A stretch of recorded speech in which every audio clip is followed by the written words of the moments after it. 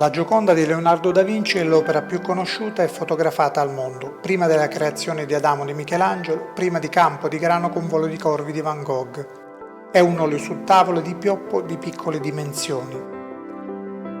La donna ritratta è con ogni probabilità Lisa Gherardini, moglie di Francesco del Giocondo, ricco mercante fiorentino che commissionò intorno al 1503 il ritratto a Leonardo.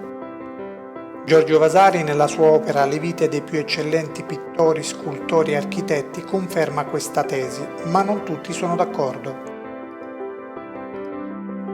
Alcuni studiosi ritengono che il celebre dipinto non ritrae Mona Lisa Gherardini, ma lo stesso Leonardo al femminile. Un'ipotesi fantasiosa? Non proprio.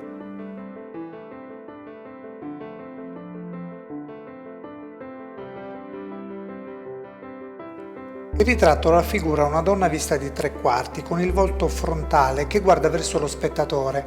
Le mani sono delicatamente adagiate sul ventre, il volto rilassato con un sorriso appena accennato, lo sguardo sereno. Non ha ciglia né sopracciglia.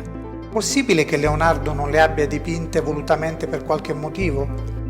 Vasari smentisce questa ipotesi raccontando, nella sua opera già citata, della maestria con cui Leonardo dipinse ciglia e sopracciglia. Dunque questi elementi erano presenti in origine, forse eliminati successivamente per adattare il volto della dama alla moda fiorentina dell'epoca che voleva ciglia e sopracciglia depilate. E se Vasari nella sua descrizione si riferiva ad un'altra Gioconda? Esiste una seconda Gioconda custodita al Museo del Prado a Madrid, dipinta probabilmente da uno degli allievi di Leonardo, forse Salai, forse Francesco Melzi.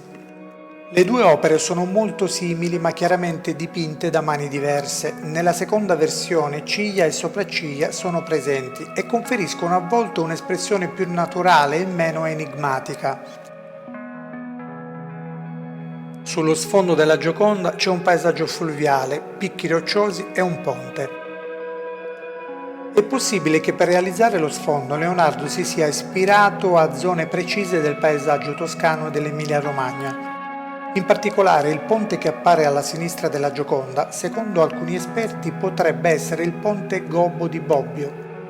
Secondo questa ipotesi, Leonardo avrebbe osservato il paesaggio da una finestra situata all'ultimo piano del castello Malaspina dal Verme a Bobbio. Leonardo utilizzò la tecnica dello sfumato, fornendo così ai soggetti contorni velati, eterei. Le pennellate sono quasi invisibili. Elaborò la prospettiva aerea per descrivere un paesaggio in lontananza.